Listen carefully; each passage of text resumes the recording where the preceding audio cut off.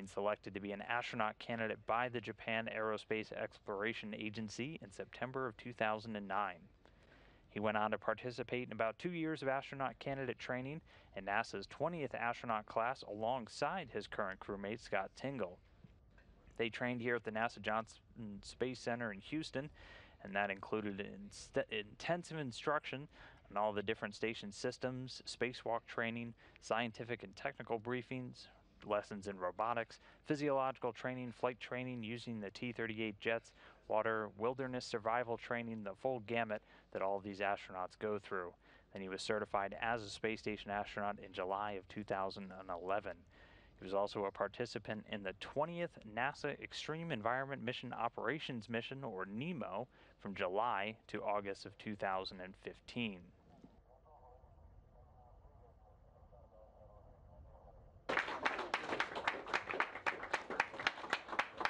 And now getting some playback from video earlier this morning, right after the crew was awakened at about 4:21 p.m. Central Time, 4:21 a.m. over in Baikonur. And that's about 9 hours prior to the launch, participating in all of the final pre-launch activities. Starting off here, we see them conducting the long-standing tradition of autographing their doors in the Cosmonaut Hotel in Baikonur, Kazakhstan. This is the hotel where all of the crew members are quarantined for a little under 2 weeks before their launch.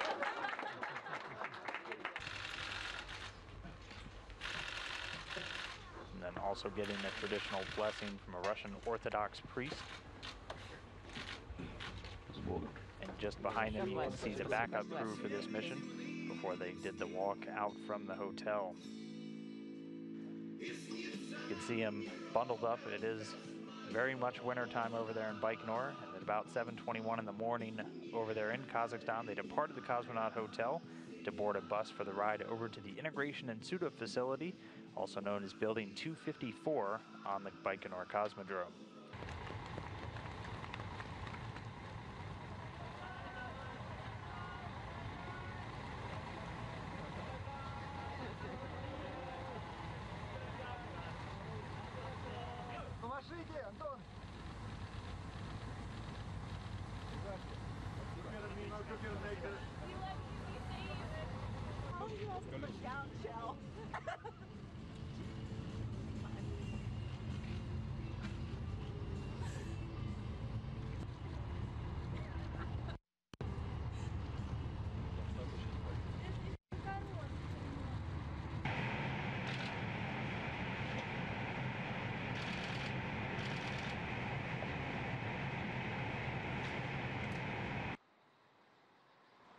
Crew getting a chance to wave goodbye to the gathered program officials from the various space agencies, also friends and family in attendance there in Baikonur. Again, that first departing the Cosmonaut Hotel, that occurring at about 7:21 in the morning over there in Baikonur.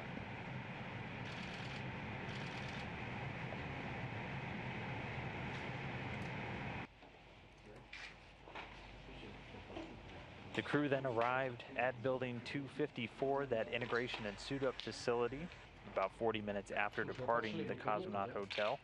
Once they arrive there, they each undergo final medical exams and then get suited up in their Sokol launch and entry suits. They'll wear these for all of the dynamic phases while on board the Soyuz, including this launch, and also at the end of their mission when they return home in the exact same vehicle.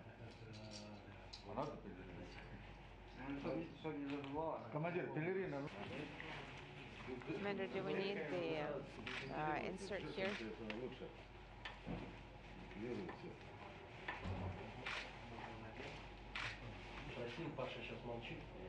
Thank you very much.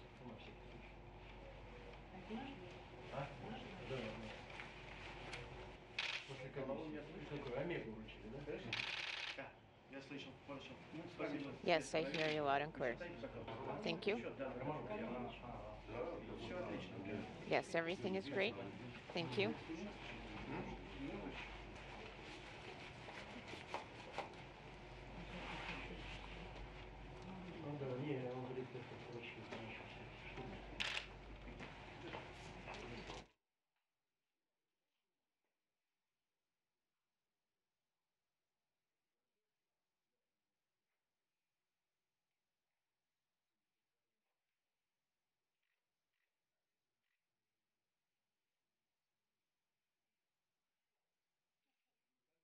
one at a time, getting Yes, when assisted he's on by the the plane. various suit techs from Roscosmos as they got into these Sokol launch and entry suits that they'll wear throughout all of the dynamic phases of flight this evening.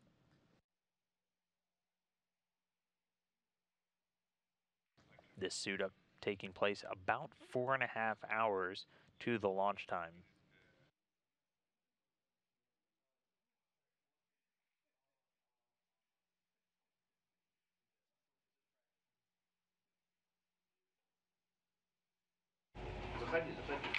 Еще раз.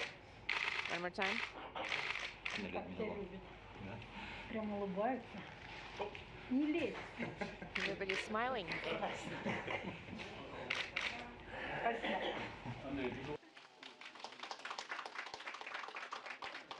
And then once suited up, they moved into another room where, if you look right at the bottom of your screen with the engineers preparing it, they get into a mock-up of the Soyuz seat one at a time, and the suits actually get pressurized just to ensure the integrity of all of the seals on the suits. Meanwhile, on the other side of the glass that this camera is looking for, friends, family, and program guests gather for one final chance to talk to the crew members before they head off to the launch pad.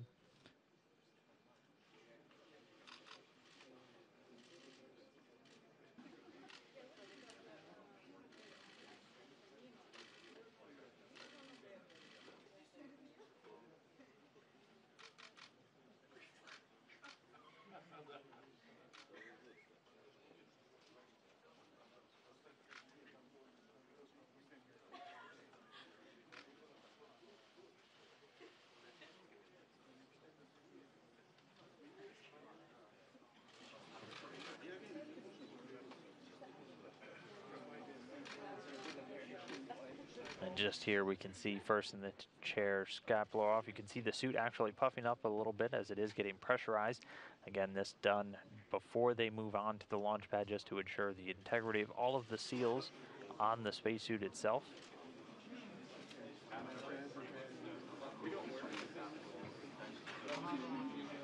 And then again, going one at a time, once that's complete, they get to speak to various gathered friends, family members, and program guests from each of the respective space agencies from behind a protective pane of glass, all of that just to maintain the crew's quarantine status that they're in for about 2 weeks prior to their launch.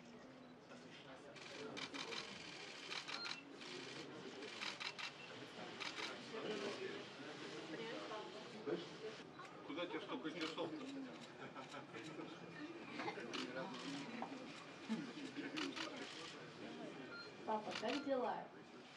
Daddy, how are you? Рабочую одежду одел, пойду Well, на работу. I donned my work outfit, going to work now.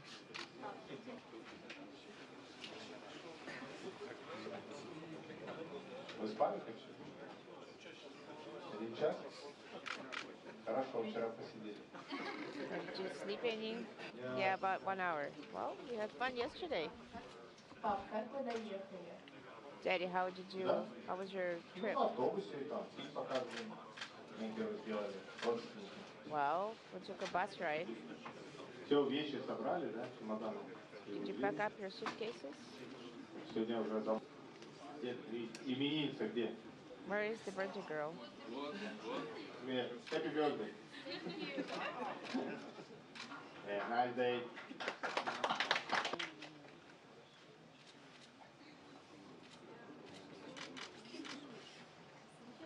Да, телефон у Вадика.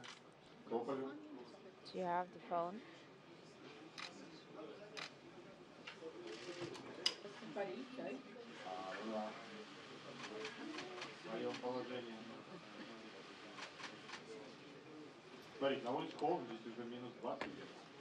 Сейчас будет It's cold outside. It's 20 degrees below 0 centigrade here. не стоять. Когда закрою люк, там ты подвижешь. Не длину смотри. Я буду высыпаться. I'm going to be catching up on my sleep. Ну, вышло назад. Да,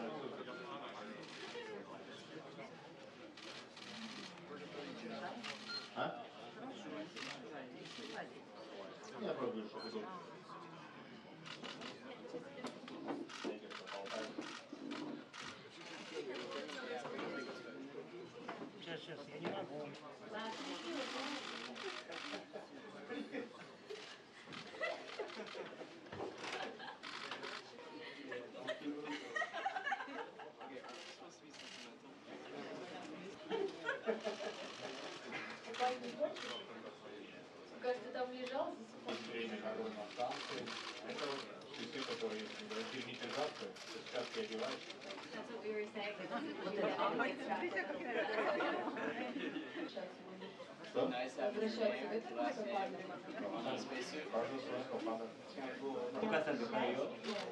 Удачи, распаковаться нормально. お父さんとさせてくれてありがとう。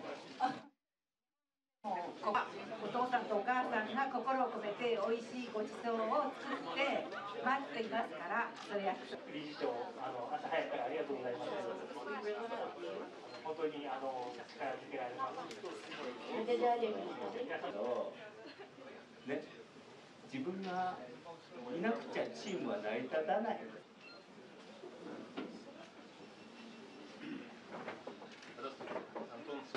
Я желаю вам Hello, Anton, your crew. I'm wishing you a successful flight, и выполнения всей программы. good work, and completion of your flight program. Take good care of the station.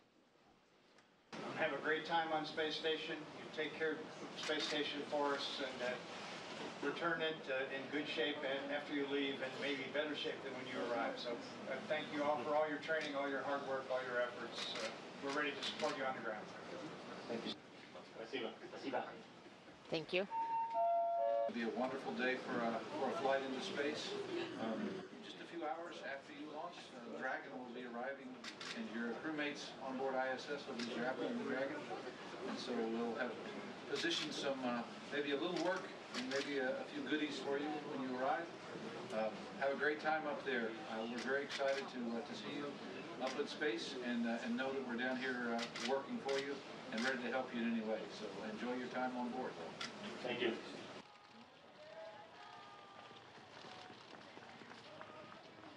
with all of the suit-up activities complete, getting an extra layer to combat the cold weather, but getting the chance to walk out of that integration and suit-up facility.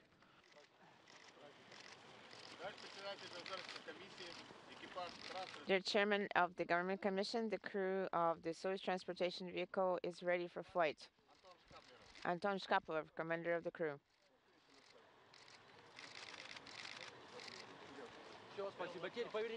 Thank you. Please turn to the right.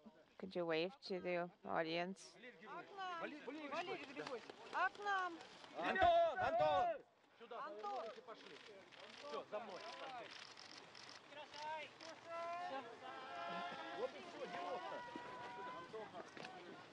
And with that, the crew then boarded buses once again. This at about 10:21 in the morning over in Baikonur for the ride out to launch pad number 1. The drive takes about 25 minutes or so.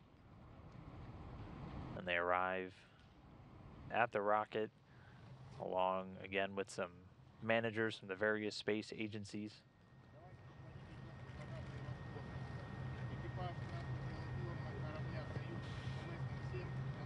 Commander of the Soyuz MS-07 vehicle is ready for launch. Crew ready for launch.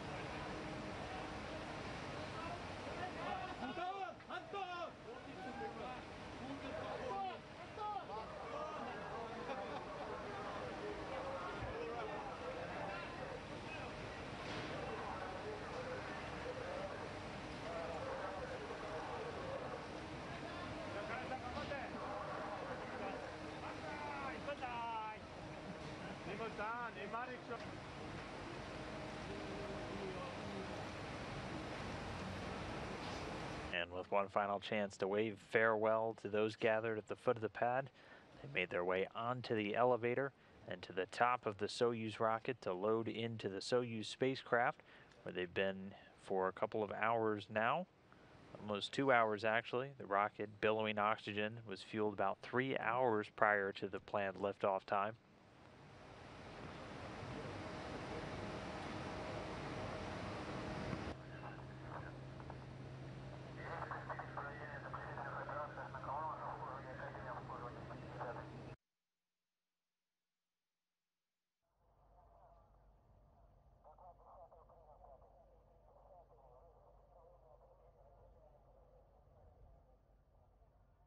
And then emblazoned upon this Soyuz rocket's an image celebrating the 60th anniversary this year of Sputnik, the first artificial Earth satellite, which was launched aboard a modified R-7 rocket back on October 4th, 1957, from the exact same launch pad that we're going to see a rocket liftoff from today.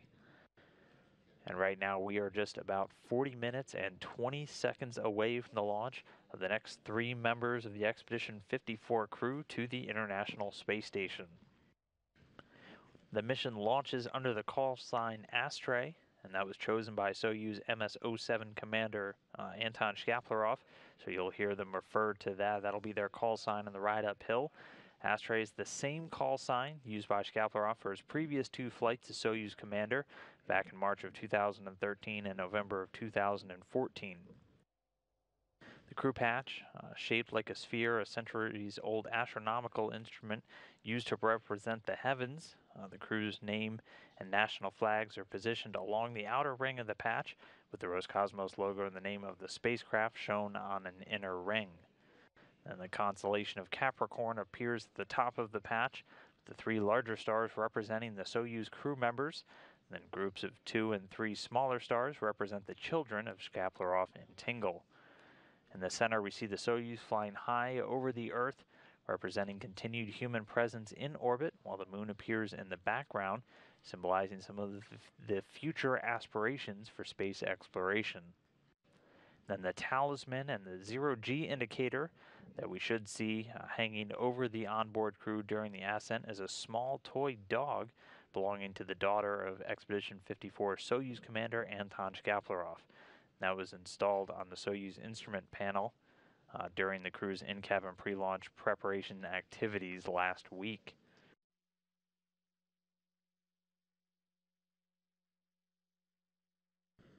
So as we can see right now, the launch pad service structure components being lowered, the clamshell gantry service towers being retracted in preparation for this liftoff. At this point, the suit leak checks have already actually been completed and reported good to go. And then pretty soon the emergency escape tower will soon be armed. That's the very tip of the rocket. That escape tower would fire in the event of any problem during the launch. System designed to pull the spacecraft and the crew clear of the booster, enabling the Soyuz capsule to then parachute to a safe landing in the event of an emergency during the launch or the early stages of the climb to orbit. And as we get closer to launch, we will see several other events unfold. At just 4 minutes prior to launch, the combustion chamber nitrogen purge begins. And then at T-minus 2:45, the booster propellant pressurization takes place. And then the events continue with the first umbilical tower separating at T-minus 35 seconds and the second umbilical tower separating at T-minus 15 seconds. And then at just T-minus 12 seconds, the launch command gets issued, all of that culminating ultimately in the launch with the Soyuz spacecraft as the countdown clock reaches 0. And that clock scheduled to reach 0 at 1:21 a.m. Central Time, 1:21 p.m. local time over in Baikonur. And during that climb to orbit, tracking and telemetry from Soyuz is downlinked to ground stations along the flight path. All that then gets routed to the launch control blockhouse near the launch pad in Baikonur, and then on to the Russian Mission Control Center outside of Moscow. Flight's controlled from Baikonur until shutdown of that 3rd stage engine, when it then gets transitioned over to the Russian Flight Control Center.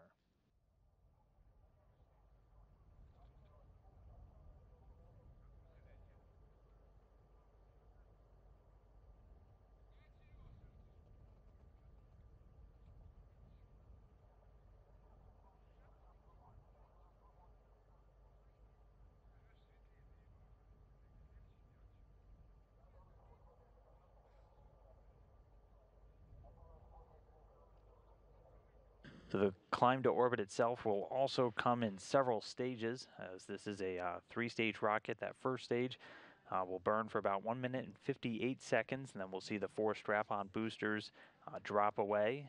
Then the shroud surrounding the Soyuz spacecraft will also jettison, and that ultimately leads up to the second stage shutdown. The second stage, just the inner core, so actually firing during the first stage, and then the third stage will ignite shortly after that, actually doing something called a hot ignition or a hot staging technique.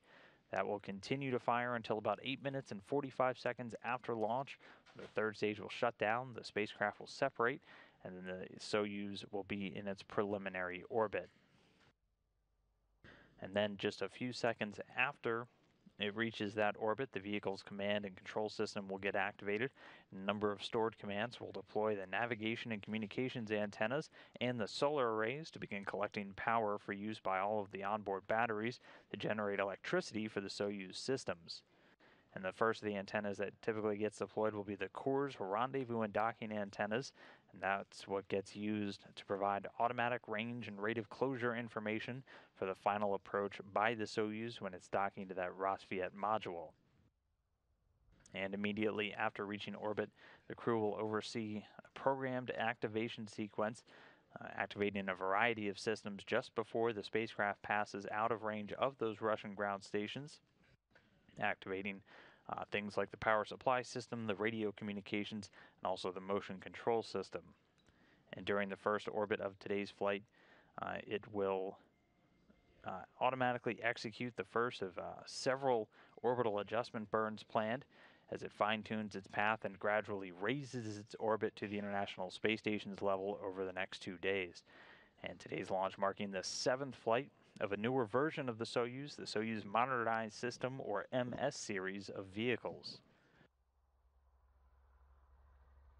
The rocket itself stands 162 feet tall, tipping the scales at 680,000 pounds, and consists of the Soyuz MS-07 spacecraft inside a protective shroud at the top, and then the 3-stage Soyuz FG booster below.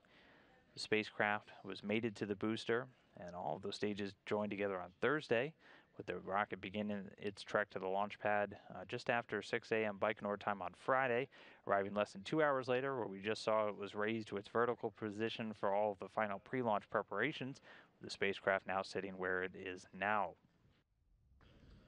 The Soyuz spacecraft, with its 3 crew members on board, sits above the 3 stages of the Soyuz booster, which uses kerosene and liquid oxygen as the propellant. The first stage has 4 liquid engines strapped to the side of the core booster.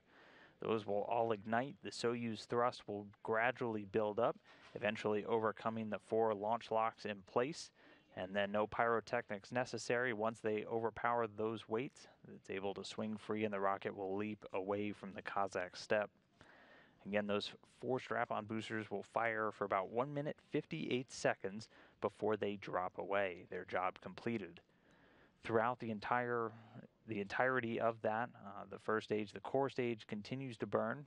That once it's no longer needed, the launch escape tower will jettison, and then those strap-on boosters will also drop away. The core stage will continue and serve as the second stage, and that'll burn until about 4 minutes 57 seconds into flight. At that point, they'll do a hot staging technique where the third stage will actually begin to fire, that lattice structure allowing the rocket engine exhaust to move out while the second stage is still attached before it drops away. And then the third stage will continue to burn until about 8 minutes 45 seconds into the flight, and then once that separates, the Soyuz will be in its preliminary orbit.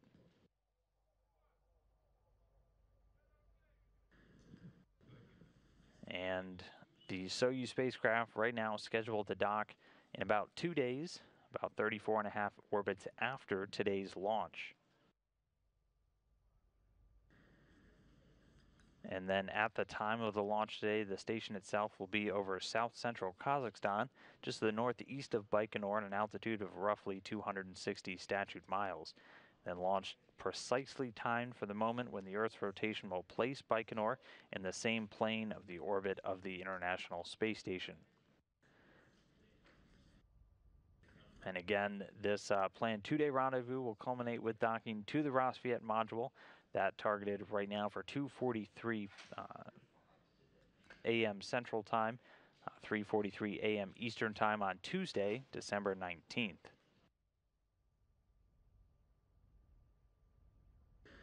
And so still atop the rocket, Scott Tingle, Anton Shkaplerov, and Norishi Kanai. Right now, we are just a little over 30.5 minutes away from launch. The whole Soyuz spacecraft itself is 23.5 feet long and weighs in at 15,650 pounds and is comprised of 3 separate modules. The descent module, situated right in the middle of the Soyuz vehicle, has the crew and then contains customized seats for each of them during the launch, entry, landing phases of the flights. It contains all of the controls and displays necessary for the flight. It also has life support systems, batteries for the re-entry and landing. Also has the parachutes and soft landing rocket engines to slow the Soyuz down just before touchdown when landing in Kazakhstan. There's 8 hydrogen peroxide thrusters located on the module that are used to control the spacecraft's orientation or attitude during descent until parachute deployment. It also has a guidance, navigation, and control system to maneuver the vehicle during that descent phase of the mission. As the middle piece, it weighs 6,393 pounds and has a tight habitable volume of 141 cubic feet.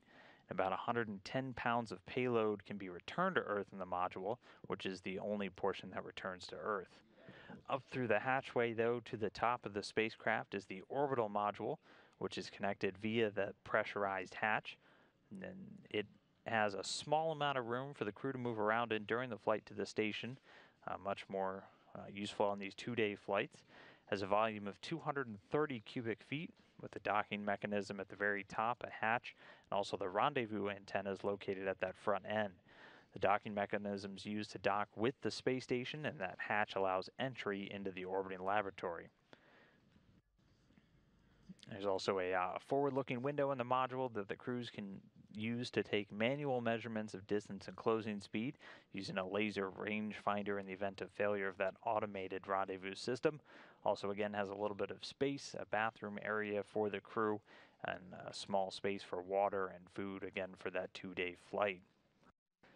Meanwhile, the propulsion module on the bottom houses the oxygen storage tanks, the main engine, the attitude control thrusters, avionics, and communications and control equipment. The propulsion portion of the module handles all of the orbital maneuvers, including those that are going to be needed for the rendezvous with the International Space Station and the deorbit burn at the end of the spacecraft's mission. And just before they're deployed, there are 2 solar arrays folded against the body of the propulsion module, which separates from the descent module after the deorbit burn along with the orbital module.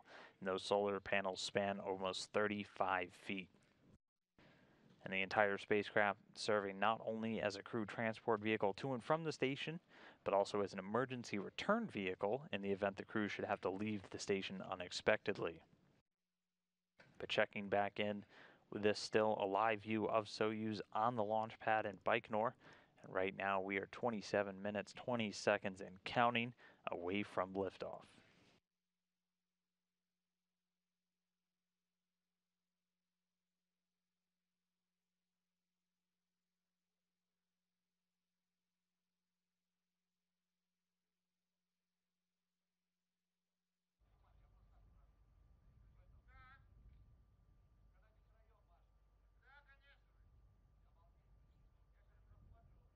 And once again, today's Soyuz MS-07 launch is going to begin astronaut Scott Tingle's first time flying into space.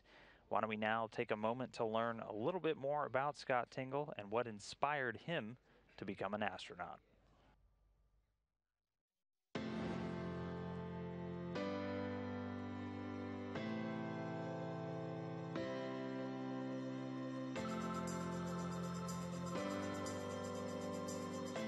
I've had the opportunity to do a lot of great things in a 30-year career, engineering, flying airplanes, and now here with NASA.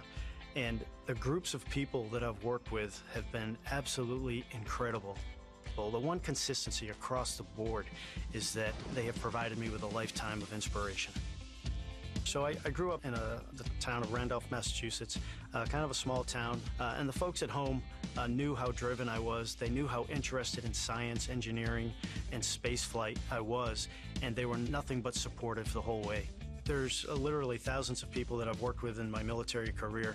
Absolutely unbelievable. Some of the most inspirational young Americans you'd ever meet in your life. You'll walk down in the bowels of the ship and you'll see these 18, 19, 20-year-olds covered head to toe in grease, just coming off a 24-hour shift so that we could fly our airplanes safely and efficiently. Absolutely inspirational. And when things get hard for me or challenging, I think of those folks, and it makes me want to do better. And that's one of the things that I'm finding is very consistent throughout my career. When I came here, we've got civil servants, we've got contractors, we've got military, you name it. And we all have one goal, one mission, and watching the team work together is just inspiring. My ultimate inspiration is the love and support I get from my family. They've been so solid over the years that there's absolutely no way I could be doing all this without their support.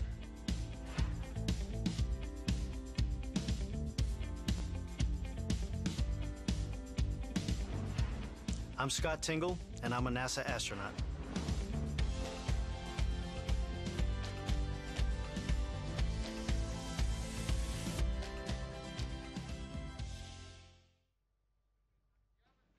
And that was a quick look at Scott Tingle and the path that he took to become an astronaut, but that, of course, doesn't tell the whole story. So while the clocks continue to count down to the launch of the Soyuz MS-07 vehicle, why don't we check in one more time with Scott for 5 things you may not have known about him before this flight. Let's take a look. So you want to know what 5 things people don't know about me? Well, my first car was a 1972 Ford Galaxie 500. It had no trunk in it, it was rusted out, and had about 180,000 miles on it at the time. When I went to high school, it was a vocational high school, and I majored in machine drafting. We had about 18 folks in there, and we still keep in touch today. I used to race motorcycles from age 12 to 16 with the New England Minicycle Association. My first mini bike was a Suzuki MT-50. When I was younger, grades 1 through 3, I went to school and while I lived in Bangor, Maine. My teacher's name was Mrs. Sullivan. So growing up, I needed resources to do fun things. So I got my first job at age 14 sweeping floors and washing dishes at Zeppi's Bagel Bakery in Randolph, Massachusetts.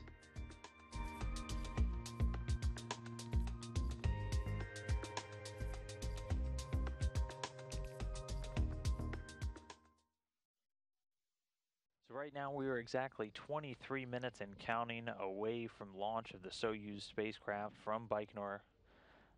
Why don't we take a couple of moments though? For those of you following along on social media, you can use the hashtag AskNASA to send us questions during our broadcast. I'll do my best to get to a couple of them. We got one from Manish on Twitter who wanted to know how often astronauts conduct scientific experiments on board the station. And that's an easy one. It's every single day. Every single day they're working on a different experiment, and typically for the 6 months or so that they're on board, over 350 experiments sometimes are conducted. So definitely a lot happening every single day for these crew members on board the International Space Station. Rafella on Twitter wanted to know why the old 2-day protocol has been chosen this time. So that referring to the fact that it's going to take them 2 days to arrive at the station instead of 6 hours. And that all comes down to orbital mechanics. With this launch, this day being the launch day, it essentially boils down to the distance between where they're launching from and the International Space Station. Whatever that distance is plays a lot into the mechanics of how quickly it takes for them to raise their orbit. In this case, it'll be a little bit longer than that 6-hour one that you might be used to seeing. Recently. And then from Greg on Twitter, he wanted to know how uncomfortable is it in the capsule to the station? How much wiggle room do you have? It's not a whole lot of room, as there are 3 of them in there. And they are strapped into those seats, and it's meant to keep you very immobile, mostly for the landing operations. when just to keep you extra safe as you touch down in Kazakhstan. So not the most comfortable space in the world, but with spacecraft, it's all about saving weight and keeping things as small as possible. But the Soyuz, a very robust, a very effective vehicle for delivering astronauts to and from the International Space Station. And I think the price of spending 6 months in gravity is definitely worth a little bit of cramped environments on the ride uphill. So again, if you want to ask any questions on social media, use that hashtag AskNASA. Connect, follow, and share, and we will do our best to get to a couple of more of those as we count down to launch. Currently 20 minutes, 30 seconds, and counting.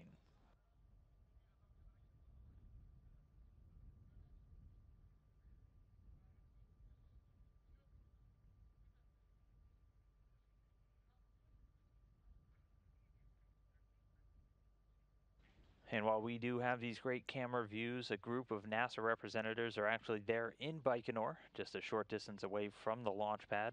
For a quick update on activities there, why don't we go now to NASA Public Affairs Officer Rob Navius.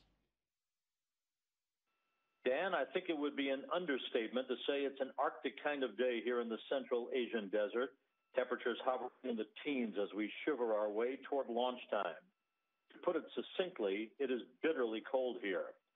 This final launch of the year features officials from NASA, Roscosmos, and the Japan Aerospace Exploration Agency.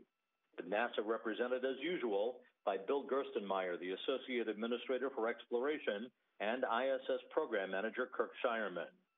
This launch comes just 3 days after Soyuz landing operations took place 250 miles northeast of here that resulted in a homecoming for Randy Bresnik, Paulo Nespoli, and Sergei Rosansky.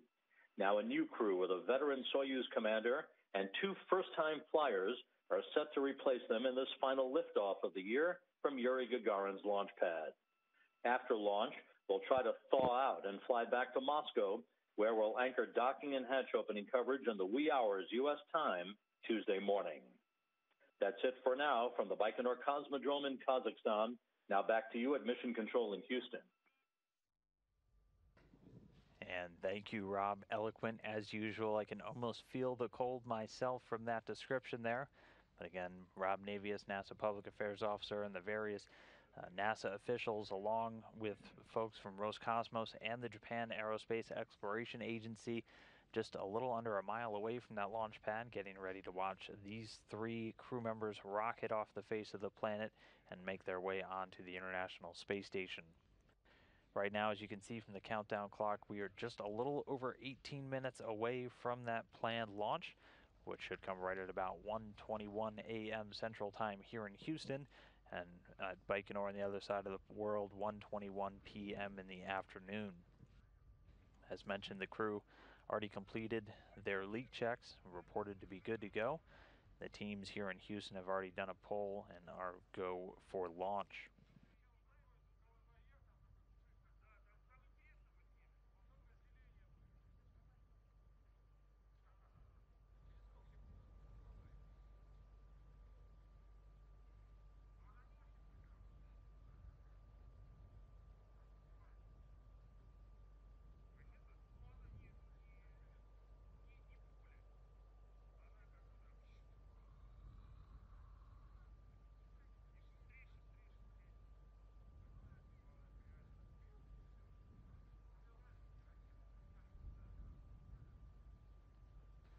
And again, as we're just about 17 minutes away from launch, it's been a very busy week for traffic with the International Space Station.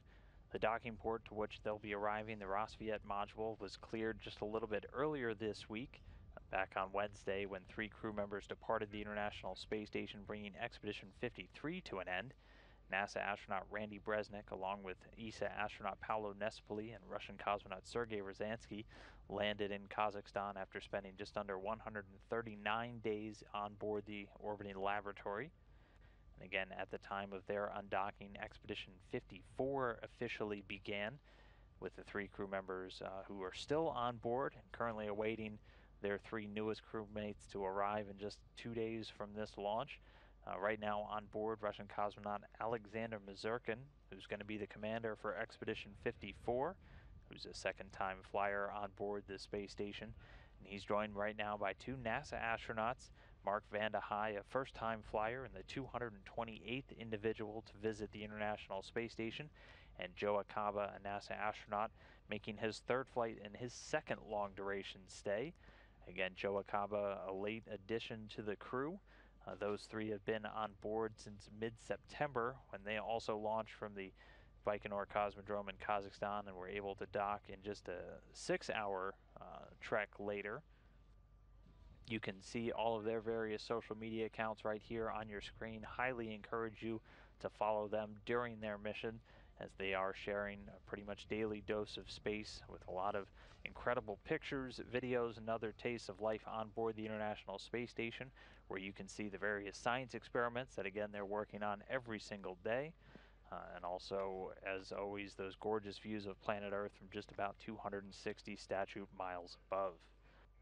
In particular, Joe Acaba, a former educator, has been doing a lot with education during the Year of Education on station. He's going to be teaching a bit of science class along with his fellow crew members through something called STEMonstrations, doing different science lessons using the microgravity environment to make things a little bit more interesting, as living in that microgravity tends to do.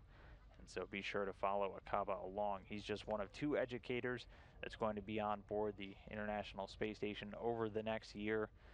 Throughout the second half of 2018, NASA astronaut Ricky Arnold, who's scheduled to launch in March, will also be on board, bringing that Year of Education on station all the way to next September, when it will be complete.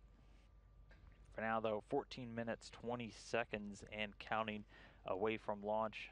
You can see a clear sky there, but definitely some frigid temperatures, as we just heard from NASA Public Affairs Officer Rob Navius.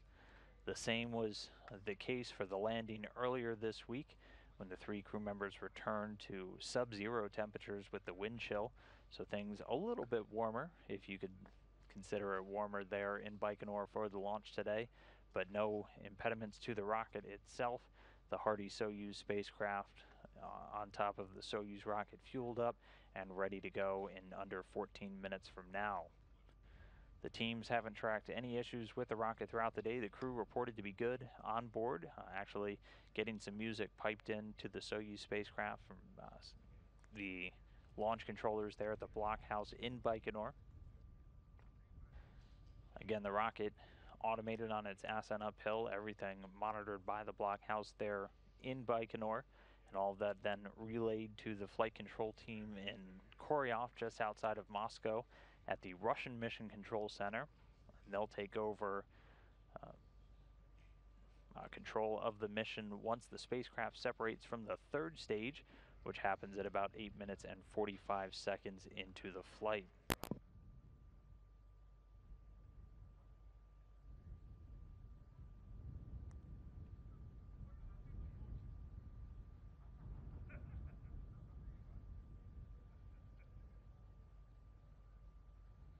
And again, this will be just under a 9-minute flight to orbit. So once we see the rocket take off, a series of events will unfold. That first stage, so the 4 strap-on boosters and the core engine firing for the first minute and 58 seconds. After that shuts down, those 4 strap-on boosters drop away.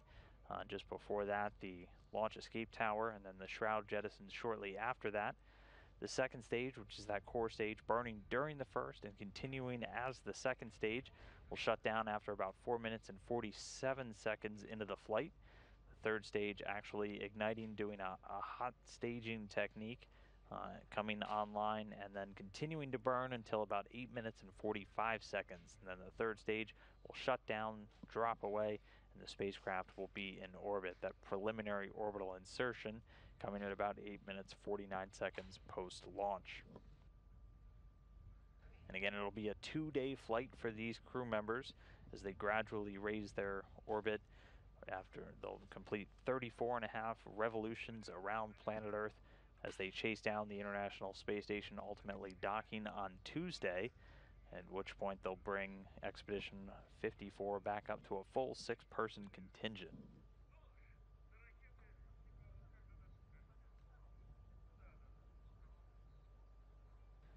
And as we count to the 11-minute mark away from launch, still seeing some of the excess oxidizer billowing out of the rocket itself. Everything continuing to track on time, 11 minutes and counting.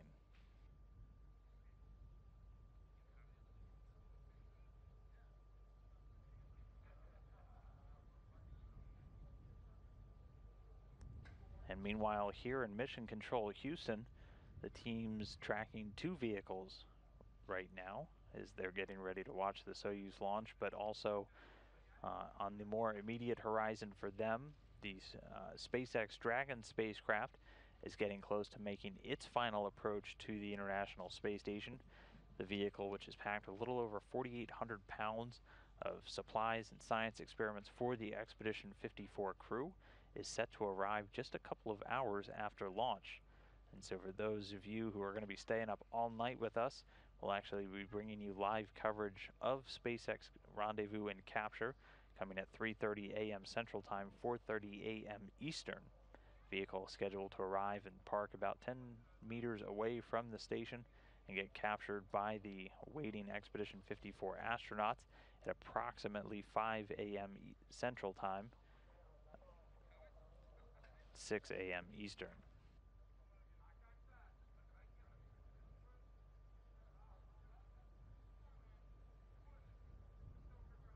So again, going to be a very busy Sunday, capping off an extremely busy week for the International Space Station. A lot of flurry of activity to close out the year for the orbiting laboratory. But everything right now here in the room, spread out, looking at Dragon obviously as it continues making its way to the station, but also all eyes out on the Baikonur Cosmodrome with the Soyuz spacecraft with Scott Tingle, Norishige Kanai, and Anton Shkaplerov strapped in and just a little over 9 minutes away from launch.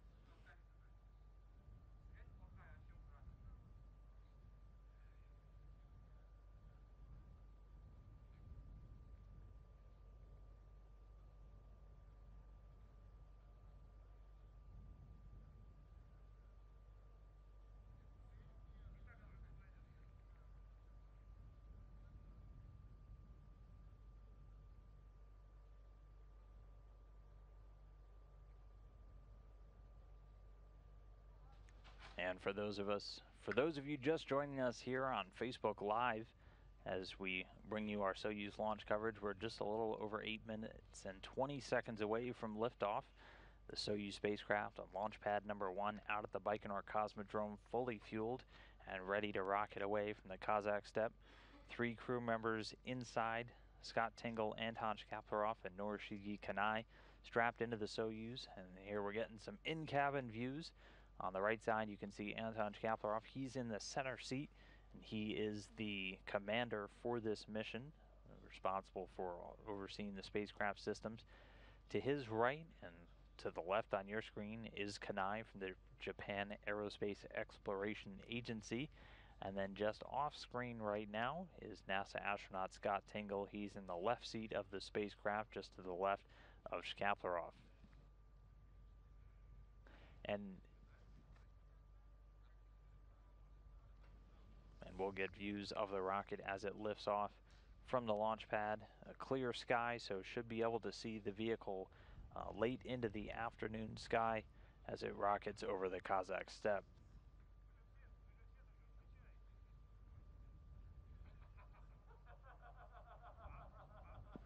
So at this point, the first and second stage engines are ready for launch, and telemetry has been received from the rocket, indicating that all the primary and backup systems are ready for launch. As we are now under 7 minutes away, pre-launch operations are about to wrap up. We should start hearing some voice calls from out there in Baikonur as we hear things like the launch key getting inserted, the various propellant tanks getting pressurized for launch.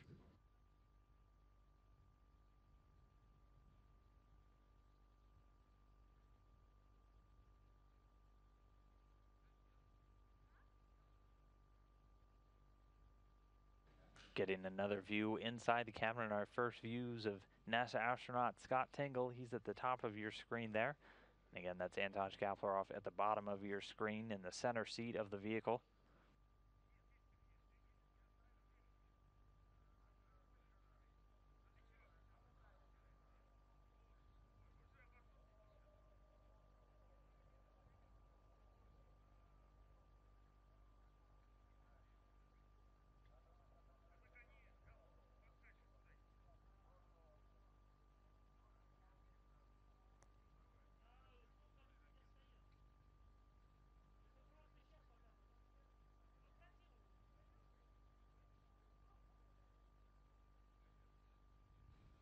5 minutes, 40 seconds away from launch, getting reports, all systems go, everything ready.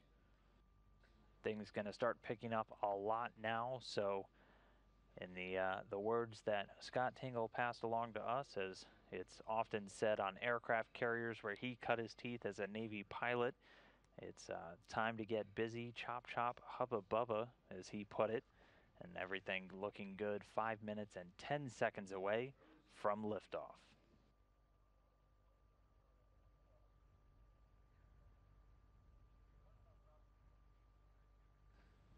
And we just got confirmation the launch key has been inserted in the launch bunker. Yes, it's an actual key, and it's used to transition the launch sequence into its automatic mode. 4 minutes, 49 seconds and counting away from liftoff.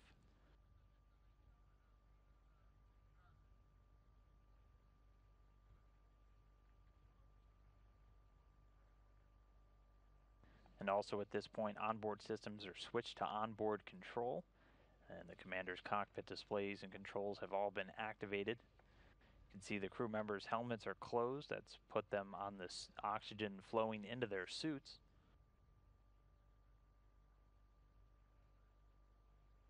Four minutes, 15 seconds and counting.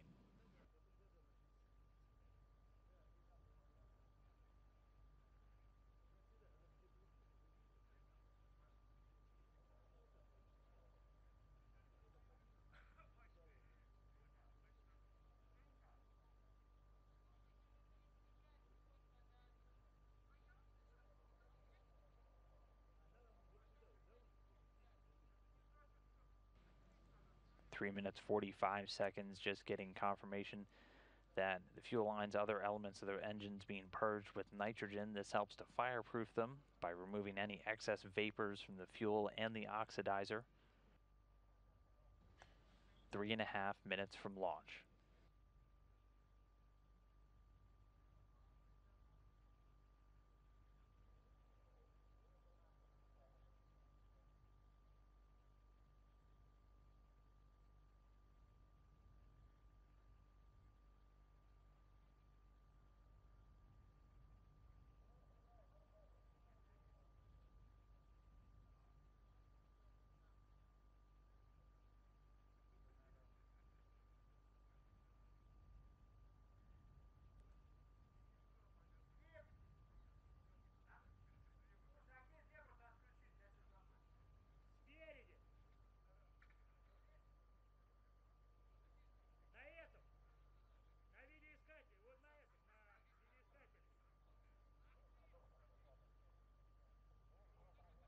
Two minutes, 35 seconds, getting confirmation the booster tanks now being pressurized for flight. This helps to optimize the flow of fuel and helps to actually add some structural support to the rocket itself.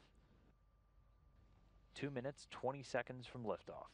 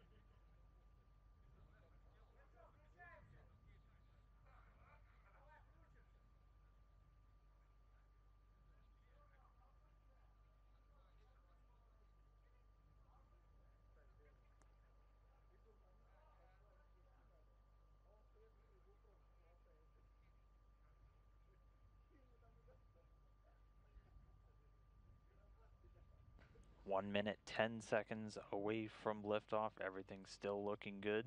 The Soyuz about to go on internal power. T-minus 1 minute and counting.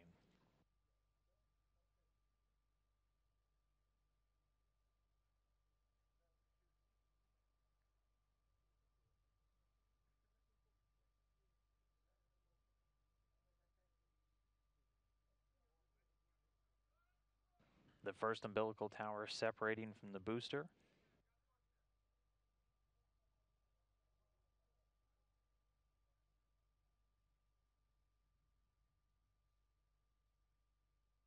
We are under 30 seconds.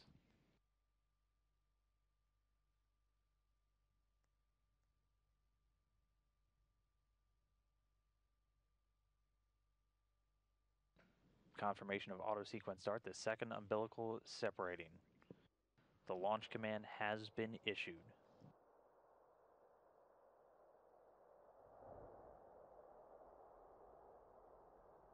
And with that, we see the fires lit, the engines start to roar, and lift off. Scott Tingle, Anton Shkaplerov, and Norishige Kanai on their way to the International Space Station.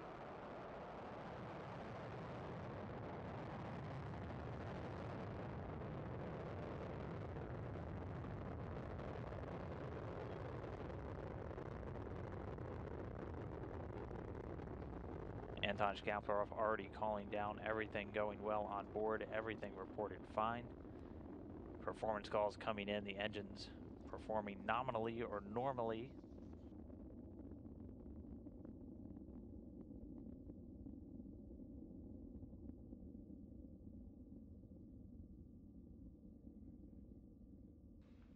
Getting good first stage performance, the Soyuz delivering 930,000 pounds of thrust from those 4 boosters and that single core engine. The first stage measures 68 feet in length and 24 feet in diameter and is going to burn liquid fuel for the first 2 minutes and 6 seconds into the flight.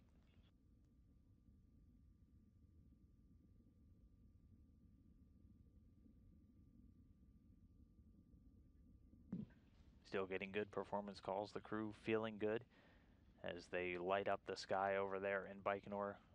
Again, it's a clear day, so we should get pretty spectacular views of the rocket as it makes its 8-minute, 45-second climb into orbit.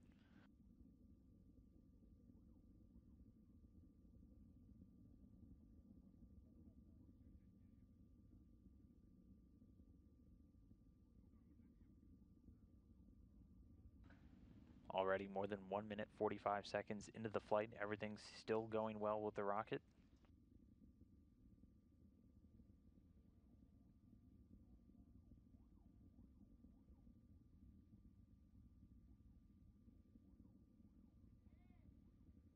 And just there we see the first stage separating. Those 4 strap-on boosters breaking away. Their job completed, dropping away the rocket at an altitude already of about 28 statute miles. And you can see them making what's known the Korolev cross. The 4 engines slowly going to make their way back down here to Earth. The vehicle now being propelled by the core stage, traveling over 3,300 miles an hour already.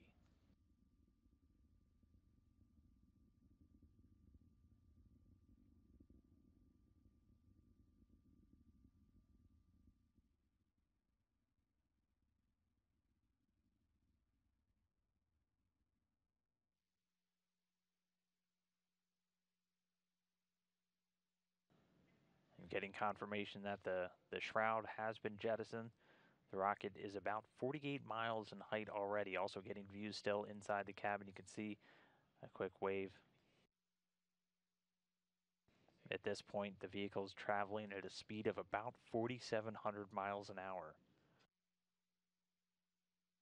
And again, the second stage, that core stage performing as expected. It measures 56 feet in length, 13.5 feet in diameter with that single engine and 4 fuel chambers, getting a wave and a thumbs up from Norishige Kanai there. Sitting in the right seat, making his first flight into orbit today along with Scott Tingle. The seasoned veteran in the middle there, Anton Shkaplerov, overseeing the rocket's flight into orbit. Again, under that second stage right now, we're already 3 minutes and 50 seconds since the liftoff. And then in this animation, you can see the rocket as it continues to climb to orbit. That second stage with the single engine and 4 fuel chambers provides between 178,000 and 222,000 pounds of thrust, depending on the altitude, for its 3 minutes and 28 seconds of operation. It's going to continue burning for about 30 more seconds, and then it's going to use what's again known as a hot stage technique, where the third stage is actually going to ignite while the second is still burning. That's why it has that lattice-like structure between the two stages, an open area between the second and third.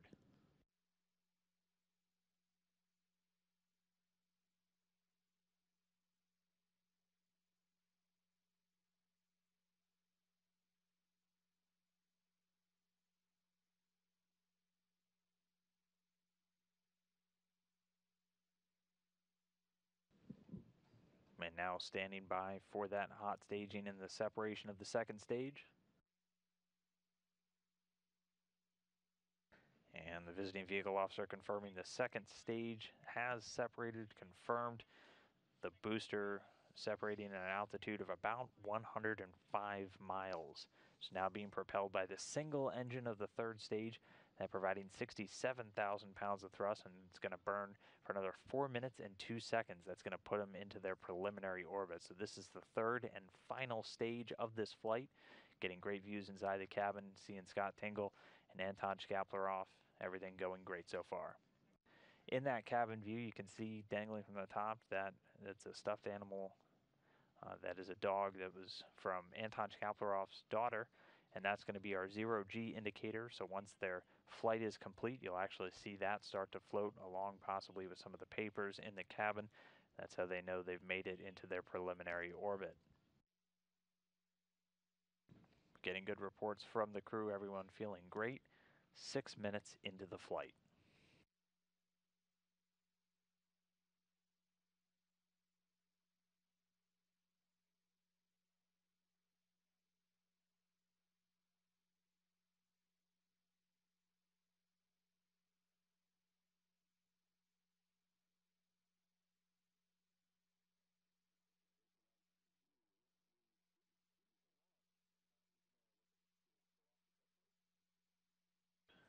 So we're 6.5 minutes so far into the flight, everything going great. The first and second stages of the rocket performing without any issues before dropping away, now being propelled by the third stage. Still getting reports, all the control systems on the vehicle operating nominally or normally.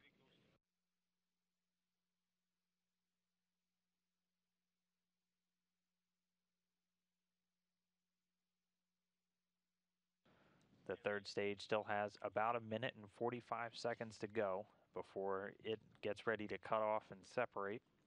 And once that third stage delivers the Soyuz into orbit, a number of pre-programmed commands will be executed to prepare the Soyuz for flying around in low Earth orbit. And that'll include deploying the solar arrays and a number of navigational antennas on the top of the vehicle. 7.5 minutes and counting up from liftoff. At this point, the vehicle traveling at a velocity of almost 13,500 miles an hour.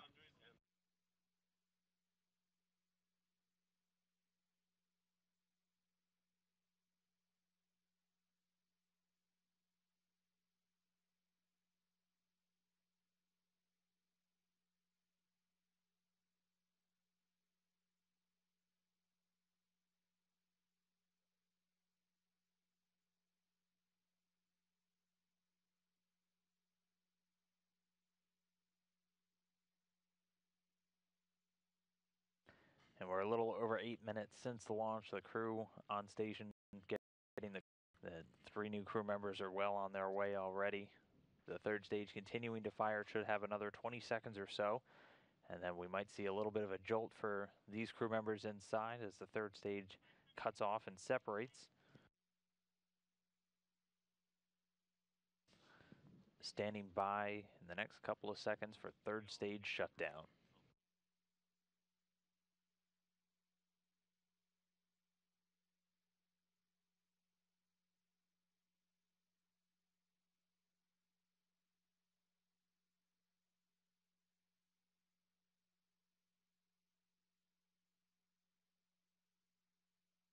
And we missed it a bit in the video there, but getting a little kick. The third stage confirmed to be separated.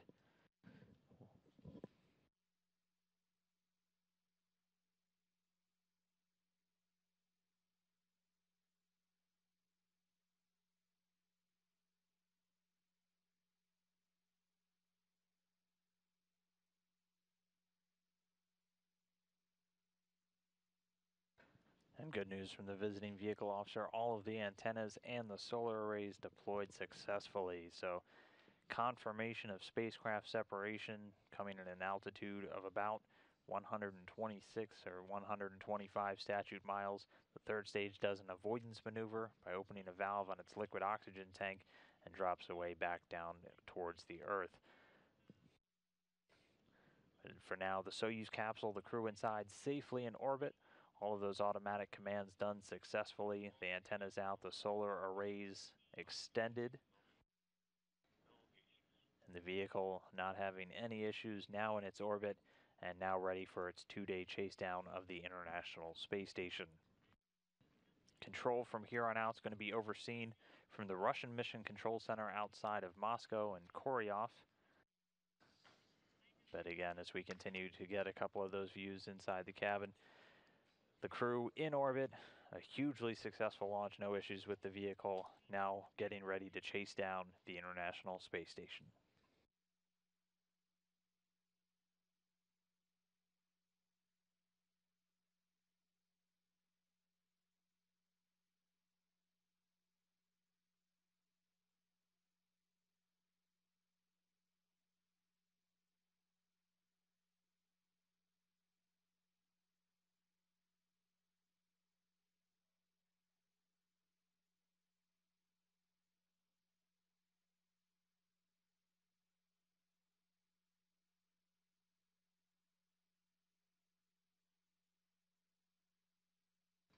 And so right now, the controllers in Koryov working with the crew on board again, going through a series of commands as they are now in orbit, in microgravity, in outer space, following a flawless 8-minute and 45 ride into orbit. The repress is deactivated, and we are standing by for the first measurement. Copy that.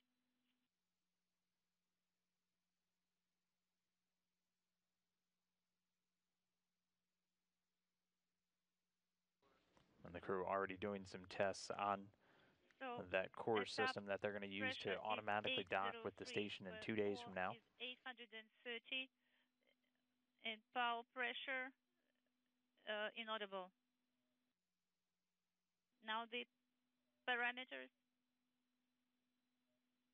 14.4, 17.3, 9, 19, 36.6, 20, 1.9, 29, 1.3, 22, 322, 23, 321, 24, 17.1, and 25. And so again, the crew working now with flight controllers and Koryov going through a couple of initial checkouts on orbit, but they are in space, about to make a 2-day trip towards the International Space Station.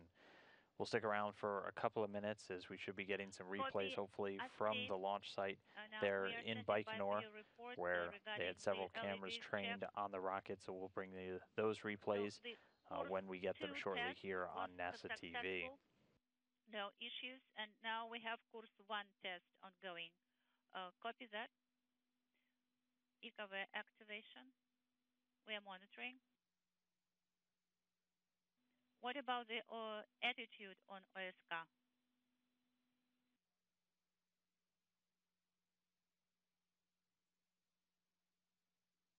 Okay, right now the ECAV mirrors are being tuned.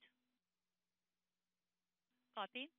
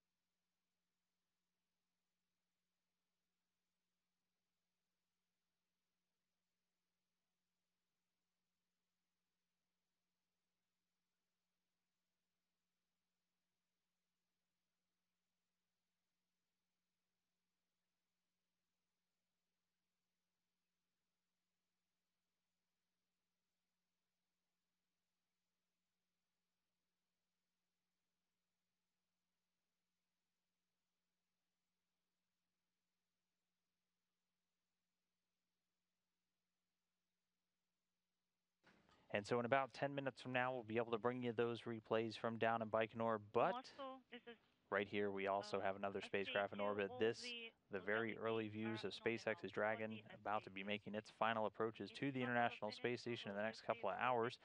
It is still quite a ways off, a few hundred kilometers away, but it's going to be rapidly closing over the next couple of hours and is scheduled to arrive for capture at around 5 a.m. Central, 6 a.m. Eastern.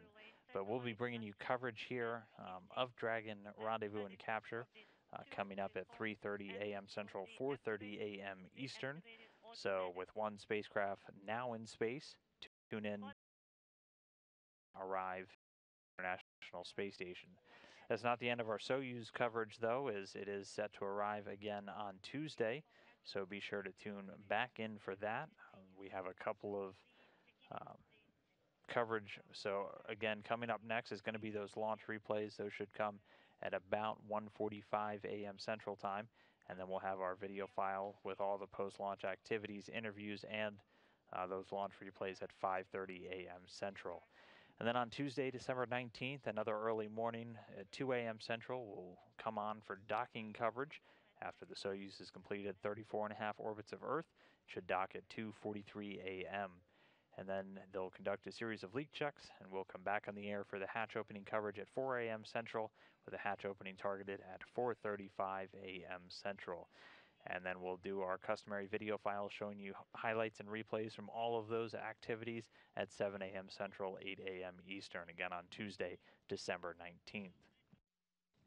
So with that, a successful launch, 3 new crew members in space. They've just left Earth about 16 minutes ago, and now about to chase down the International Space Station. So be sure to tune back in, follow their mission, follow all of our stuff online at nasa.gov/station, and the various crew members across their social media accounts to get a daily dose of space. And for those who want to stay up late with us for that SpaceX Dragon coverage coming up in just a couple of hours. So we'll have launch replays coming up next, but for now we will go ahead and sign off. This is Mission Control Houston.